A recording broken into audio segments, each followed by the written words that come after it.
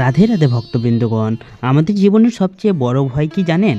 টাকা না থাকা নয়, বরং অন্নের অভাব। কারণ শাস্ত্রে বলা আছে, যেখানে অন্নের অভাব সেখানে সুখ থাকে না, শান্তি থাকে না, আর ভগবানের কৃপাও ধীরে ধীরে সরে যায়। কিন্তু আপনি কি জানেন, একটি বিশেষ দিনে কিছু ছোট ছোট কাজ করলে মা অন্নপূর্ণার কৃপায় আপনার ঘরে কখনো অন্নের অভাব হবে না। তাই আজকের এই ভিডিওটিতে আমরা জানবো অন্নপূর্ণা পূজার দিনে কি করলে ভাগ্য বদলে যেতে পারে, কোন কাজগুলো করলে ঘরে সবসময় সমৃদ্ধি থাকবে, আর কি ভুল করলে আমাদের জীবনে দারিদ্র ঢুকে যেতে পারে, আর কেন মা অন্নপূর্ণাকে অন্নের দেবী বলা হয়, আর তার আসল মাহাত্ম্য। আজকের ভিডিওটি যদি আপনারা শেষ পর্যন্ত দেখেন তাহলে অনেক কিছু জানতে পারবেন, অনেক নতুন কিছু শিখতে পারবেন। তাই ভিডিওটি আপনাদের শেষ পর্যন্ত দেখার অনুরোধ রইল। আর আমাদের চ্যানেলে নতুন হলে অবশ্যই চ্যানেলটিকে সাবস্ক্রাইব করে ভিডিওটিতে লাইক দিয়ে দেবেন, আর কমেন্টে লিখে দেবেন জয় মা অন্নপূর্ণা। আমরা অনেকেই পুজো করি, ধূপ জ্বালাই, প্রণাম করি, কিন্তু একটা জিনিস আমরা ভুলে যাই, ভক্তি না থাকলে পূজা পূর্ণ হয় না। অন্নপূর্ণা পূজা শুধু একটি রীতি নয়, এটা হলো কৃতজ্ঞতার পূজা। মা অন্নপূর্ণা কেন? তিনি শুধু একজন দেবী নন, তিনি সেই শক্তি যিনি আমাদের প্রতিদিনের খাবার নিশ্চিত করেন। একবার ভাবুন তো, আমরা প্রতিদিন খাই, কিন্তু কখনো কি ভাবি এই অন্ন কোথা থেকে এলো? শাস্ত্রে বলা আছে, অন্নই ব্রহ্ম, মানে অন্নই ঈশ্বরের রূপ, আর যিনি সেই অন্ন দেন তিনি হলেন মা অন্নপূর্ণা। আজ আমি আপনাদের একটি সত্যি কথা বলবো, জীবনে ধনী হওয়া সহজ, কিন্তু অন্নের অভাব না হওয়া এটা ভগবানের বিশেষ কৃপা। অনেক মানুষ আছে যাদের টাকা আছে কিন্তু শান্তি নেই, অনেক খাবার আছে কিন্তু তৃপ্তি নেই, কিন্তু যাদের ঘরে অন্নপূর্ণার কৃপা থাকে তারা কমেও সুখ থাকে। তাই এই পুজো শুধু ধনী হওয়ার জন্য নয়, সন্তুষ্ট ও শান্ত জীবন পাওয়ার জন্য। অন্নপূর্ণা পূজার দিন প্রথম কাজ, এই দিনের শুরুটাই সব কিছু নির্ধারণ করে। সকালে ঘুম থেকে উঠে প্রথমে কি করবেন? মাটিতে পা রাখার আগে মনে মনে বলবেন, মা অন্নপূর্ণা, আজকের দিনটি তোমার কৃপায় পূর্ণ করো। তারপর স্নান করে পরিষ্কার কাপড় পরে ঘরটা পরিষ্কার করে মনে মনে, অপবিত্র জায়গায় কখনো লক্ষ্মী বা অন্নপূর্ণা থাকেন না, তাই বাড়িঘর পরিষ্কার করা প্রয়োজন। দ্বিতীয় কাজ, অন্নকে সম্মান করা। এখানে সবচেয়ে বড় ভুল করে মানুষ। আমরা অনেক সময় খাবার নষ্ট করি, প্লেটে খাবার ফেলে দিই বা খাবার নিয়ে অভিযোগ করি, কিন্তু শাস্ত্রে বলা আছে যে অন্নকে অপমান করে তার ঘরে দারিদ্র্য ঢোকে। তা এই দিনে একটি প্রতিজ্ঞা করুন, কখনো খাবার নষ্ট করব না, যতটা দরকার ততটাই নেব, অন্নকে সম্মান করব। তৃতীয় কাজটি হলো দান। এই কাজটি আপনার ভাগ্য বদলে দিতে পারে। অন্নদান। হয়তো আপনি ভাবছেন, আমার তো অনেক টাকা নেই, কিভাবে দান করব? আমি বলছি, দান বড় না, মনের ইচ্ছেটাই বড়। একজন গরিব মানুষকে ভাত খাওয়া বা কোনো পশুকে খাবার দেওয়া, অন্তত একজনকে জল দেওয়া। মনে রাখবেন, যে অন্ন দেয় তার ঘরে কখনো অন্নের অভাব হয় না। একটা বাস্তব উদাহরণ দিই, ধরুন একজন মানুষ প্রতিদিন নিজের জন্য রান্না করে, আর একজন মানুষ নিজের খাবার থেকে একটু অন্যকে দেয়। কয়েক বছর পর দেখবেন, প্রথমজন শুধু বেঁচে আছে, কিন্তু দ্বিতীয়জন জীবনে আশীর্বাদ এসেছে, কারণ দানই ভাগ্যকে বদলায়। চলুন এবার আমরা জেনে নেব কোন দুইটি ভুল কখনো করা উচিত নয়। প্রথমত, খাবার নষ্ট করা, আর কাউকে না খাইয়ে নিজে খাওয়া। এই দুটি ভুল ধীরে ধীরে অন্নের অভাব ডেকে আনে। চলুন এবার জানবো মা অন্নপূর্ণার পূজার জন্য কি কি লাগবে। এই পূজার সবচেয়ে সুন্দর দিক হলো এতে বেশি কিছু লাগে না, লাগে শুধু মন। তবুও কিছু জিনিস থাকলে ভালো হয়, যেমন মা অন্নপূর্ণার ছবি বা মূর্তি, একটি পরিষ্কার আসন, ফুল, যে কোনো সাদা বা হলুদ ফুল, ধূপ, প্রদীপ, গঙ্গা জল ও পরিষ্কার জল, চন্দন, সিঁদুর, ভাত বা রান্না করা অন্ন, ফল বা মিষ্টি। মনে রাখবেন, কম জিনিসে ভক্তি বেশি হলে পূজা সফল হয়। প্রথমে একটি শান্ত জায়গা বেছে নিন, তারপর জায়গাটা পরিষ্কার করুন, একটি কাপড় বিছিয়ে তার উপর মা অন্নপূর্ণার ছবি রাখুন, সামনে একটি প্রদীপ জ্বালান। এই সময় একটা কথা মনে রাখবেন, শুধু আপনি পুজো করছেন না, আপনি দেবীকে আমন্ত্রণ জানাচ্ছেন। দ্বিতীয় কাজটি হলো সংকল্প। এই কাজটি অনেক মানুষ করে না, কিন্তু এটাই পূজার প্রাণ। চোখ বন্ধ করে মনে মনে বলুন, হে মা অন্নপূর্ণা, আমি আজ তোমার পুজো করছি, আমার পরিবারে অন্ন, শান্তি ও সমৃদ্ধি বজায় রাখো। এই সংকল্পটাই পূজাকে শক্তিশালী করে তোলে। এবার দেবীকে আহ্বান, এবার দেবীকে ডাকার সময়। আপনি সহজভাবে বলতে পারেন, মা অন্নপূর্ণা, আমার ঘরে আগমন করুন। তারপর ফুল হাতে নিয়ে প্রণাম করুন। পরবর্তী কাজটি হলো প্রথমে ধূপ জ্বালান, তারপর প্রদীপ দেখান। এর মানে কি জানেন? ধূপ মানে ভক্তির সুগন্ধ, আর প্রদীপ মানে জীবনের আলো। তারপরের কাজটি হলো অন্ন নিবেদন। এটাই হলো পুরো পূজার হৃদয়। রান্না করা ভাত বা অন্ন একটি পাত্রে রাখুন, দেবীর সামনে রেখে বলুন, মা, এই অন্ন তোমারই দান, আমি তা তোমাকে অর্পণ করছি। মনে রাখবেন, যে অন্ন আপনি দেবেন সেটাই বহুগুণ হয়ে আপনার কাছে ফিরে আসে। আপনি যদি বড় মন্ত্র না জানেন তাহলে কোনো সমস্যা নেই, এই ছোট মন্ত্রটি বললেই হবে। ওং অন্নপূর্ণায় নমঃ 11 বার বা 21 বার জপ করা ভালো। ধীরে ধীরে বলবেন, অনুভব করে বলবেন। এবার সর্বশেষ প্রার্থনা হলো, আপনি এই প্রার্থনাটি করতে পারেন, মা, আমার ঘরে যেন কখনো অন্যের অভাব না হয়, আমার পরিবার যেন সুখে থাকে, আর আমাকে এমন শক্তি দাও যাতে আমি অন্যকে সাহায্য করতে পারি। এই প্রার্থনাটাই আপনাকে অন্যদের থেকে আলাদা করে তুলবে। তারপরের কাজটি হলো প্রসাদ গ্রহণ ও বিতরণ। পূজা শেষে সেই অন্ন প্রসাদ হিসেবে খান, পরিবারের সবাইকে দিন এবং যদি পারেন তো কাউকে দান করে দিন। মনে রাখবেন, প্রসাদ ভাগ করলেও আশীর্বাদ বাড়ে। কিন্তু পুজোর সময় কিছু ভুল আছে যেগুলো করা যাবে না। সেই ভুলগুলো হলো তাড়াহুড়ো করে পুজো করা, অন্য দিকে মন দিয়ে পুজো করা, রাগ বা নেগেটিভ চিন্তা করা, পুজো শেষে খাবার খেয়ে ফেলা। এই ভুলগুলো পুজোর ফল কমিয়ে দেয়।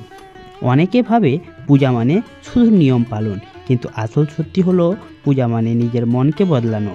যদি আজ আপনি সত্যি মন থেকে পুজো করেন তাহলে আপনি শুধু অন্ন পাবেন না, আপনি শান্তি পাবেন, তৃপ্তি পাবেন, আর সবচেয়ে বড় কথা, আপনার জীবনে অন্যের অভাবের ভয় কমে যাবে। চলুন এবার আমরা এমন 7টি কাজ জানবো যেগুলো করলে শুধু পুজোর ফল নয়, সারা জীবনের আশীর্বাদও পেতে পারেন। মন দিয়ে শুনুন, কারণ এই অংশটাই আপনার ভাগ্য বদলাতে পারে। প্রথম কাজটি হলো সকালে উঠে কৃতজ্ঞতা প্রকাশ। ভক্তবৃন্দগণ, আমরা প্রতিদিন খাই কিন্তু কৃতজ্ঞতা প্রকাশ করি না। এই একটা অভ্যাস বদলাতে হবে।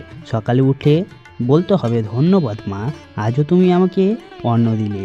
এই ছোট বাক্য আপনার জীবনে বড় পরিবর্তন আনতে পারে, কারণ কৃতজ্ঞ মানুষ কখন অভাবে থাকে না। দ্বিতীয় কাজটি হলো রান্নাঘর পরিষ্কার রাখা। শুনতে খুব সাধারণ লাগলো, তাই না? কিন্তু শাস্ত্রে বলা আছে, রান্নাঘর হলো লক্ষ্মী ও অন্নপূর্ণার আসন। এই দিনে রান্নাঘর একদম পরিষ্কার রাখুন, নোংরা বাসন ফেলে রাখবেন না, খাবার ছড়িয়ে ছিটিয়ে রাখবেন না। মনে রাখবেন, পরিষ্কার জায়গায় সমৃদ্ধি থাকে। তৃতীয় কাজ, প্রথম অন্ন ঈশ্বরকে নিবেদন করা। খাওয়ার আগে একটা কাজ করতে পারেন, একটু ভাত বা খাবার আলাদা করে রাখুন আর মনে মনে বলুন, এই অন্ন তোমার জন্য। এটা শুধু রীতি নয়, এটা আপনার অহংকার ভাঙার উপায়। চতুর্থ কাজটি হলো অন্তত একজনকে খাওয়ানো। এটা হলো সবচেয়ে শক্তিশালী কাজ। একজন গরিব মানুষকে বা কোনো পশুকে বা কোনো পাখিকে, কাউকে না কাউকে খাবার দিন, কারণ আপনি যাকে খাওয়ান আসলে ঈশ্বরকেই সেটি খাওয়ানো হলো। পঞ্চম কাজটি হলো অন্ন নষ্ট না করা। এই একটা ভুল অনেকের জীবনে দারিদ্র্য ডেকে আনে। যতটা দরকার ততটাই নিন, প্লেটে কিছু ফেলে দিবেন না। মনে রাখবেন, অন্ন অপমান করলে অন্ন দূরে সরে যায়। ষষ্ঠ কাজটি হলো মনের পবিত্রতা বজায় রাখা। এই দিনটা শুধু বাইরের পূজা নয়, ভেতরের পূজাও। কারো সম্পর্কে খারাপ কথা বলবে না, ঝগড়া করবেন না, নেগেটিভ চিন্তা এড়িয়ে চলবেন, কারণ যেখানে মন পরিষ্কার সেখানে দেবীর বাস। সপ্তম কাজটি হলো রাতে প্রার্থনা করে ঘুমানো।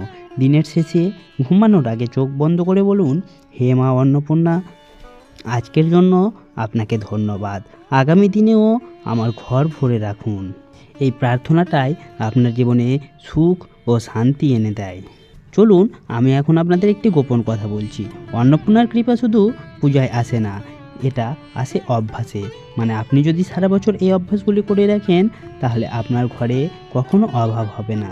ভাবুন তো, একজন মানুষ প্রতিদিন অভিযোগ করে আমার কিছুই নেই, আর একজন মানুষ প্রতিদিন বলে আমার যা আছে সেটাই অনেক।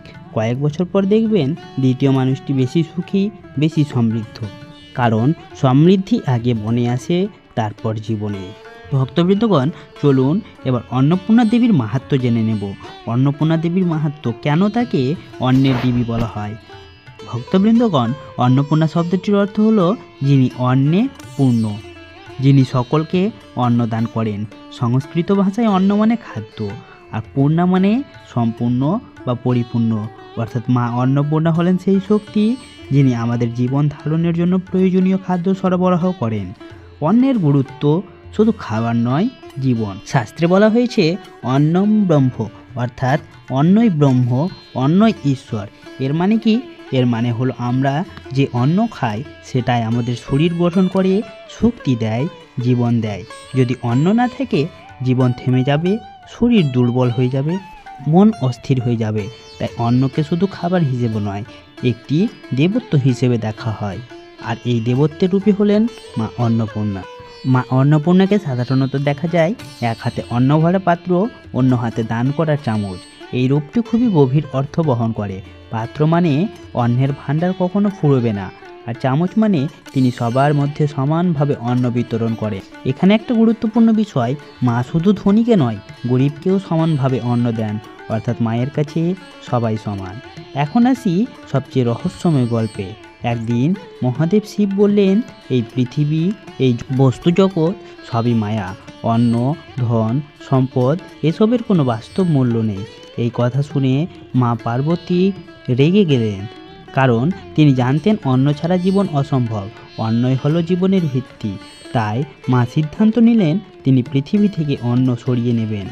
যেই তিনি অন্ন সরিয়ে নিলেন, সঙ্গে সঙ্গে পৃথিবীতে শুরু হলো ভয়াবহ দুর্ভিক্ষ। কোথাও খাদ্য নেই, মানুষ অনাহারে কষ্ট পাচ্ছেন। দেবতাদের মধ্যেও আতঙ্ক ছড়িয়ে পড়ল। স্বয়ং মহাদেবও তখন বুঝতে পারলেন তিনি ভুল করেছিলেন, কারণ অন্ন ছাড়া জীবন চলতে পারে না। অন্নই বাস্তব, অন্নই সত্য। তারপরে কি হলো জানেন? স্বয়ং মহাদেব শিব হাত বাড়িয়ে ভিক্ষা চাইতে বের হলেন।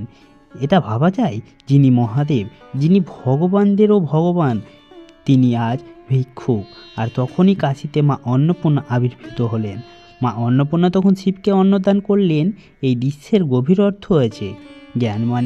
জ্ঞান তখনই সম্পূর্ণ হয় যখন অন্ন থাকে।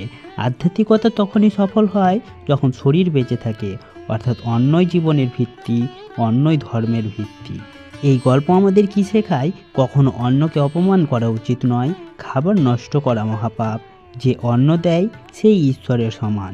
আর সবচেয়ে বড় কথা, মা অন্নপূর্ণার কৃপা ছাড়া কেউ বাঁচতে পারে না। আপনি লক্ষ্য করে দেখবেন, যারা খাবার নষ্ট করে, যাদের ঘরে অন্নের সম্মান করা হয়, যারা গরিবকে খাওয়ায়, তাদের ঘরে কখনো অভাব থাকে না, কারণ মা অন্নপূর্ণা নিজে তাদের আশীর্বাদ করেন। চলুন এবার জানবো এই উপবাস কেন করা হয়। অনেকে মনে করেন উপবাস মানে শুধু না খেয়ে থাকা, কিন্তু শাস্ত্র অনুযায়ী উপবাস মানে এবং বাস, অর্থাৎ ঈশ্বরের নিকটে থাকা। অর্থাৎ এই দিনে শরীরকে নিয়ন্ত্রণ করা, মনকে শান্ত রাখা, আর মা অন্নপূর্ণার প্রতি ভক্তি প্রকাশ করা। উপবাসের সঠিক নিয়ম জেনে নেব চলুন। প্রথমে ভোরে উঠে স্নান করে পরিষ্কার কাপড় পরতে হবে। ঘর বাড়ি পরিষ্কার রাখতে হবে, বিশেষ করে রান্নাঘর, কারণ মা অন্নপূর্ণা মূলত গৃহের অন্ন ভাণ্ডারে বাস করেন। এরপর মায়ের সামনে প্রদীপ জ্বালান। সম্ভব হলে চাল, ডাল, ফল দিয়ে পুজো করুন। মায়ের প্রিয় জিনিসগুলি হলো সিদ্ধ ভাত, ডাল, সবজি, ফল ও মিষ্টি। একটা জিনিস খেয়াল রাখবেন, অন্ন অবশ্যই পরিষ্কার ও শ্রদ্ধার সঙ্গে রান্না করতে হবে, কারণ অন্ন এখানে পুজোর প্রধান উপাদান।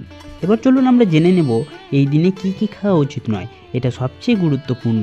উপবাসের দিন কিছু জিনিস একেবারে এড়িয়ে চলতে হবে, যেমন মাছ, মাংস, ডিম, পেঁয়াজ, রসুন, বেশি ঝাল মশলাযুক্ত খাবার, বাসি খাবার, কারণ এগুলো শরীরকে ভারী করে, মনকে অস্থির করে এবং পূজার পবিত্রতা নষ্ট করে।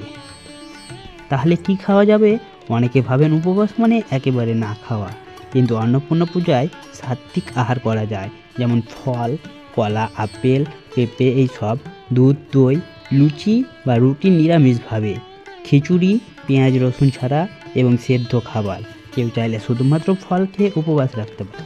চলুন আবারও কয়েকটি ভুল বলে দিই যেগুলো এই দিনে করবেন না, যেমন খাবার নষ্ট করা, রাগ করা বা ঝগড়া করা, গরিবকে অন্ন না দিয়ে ফেলে দেওয়া। এই সব কাজগুলো একেবারেই করবেন না।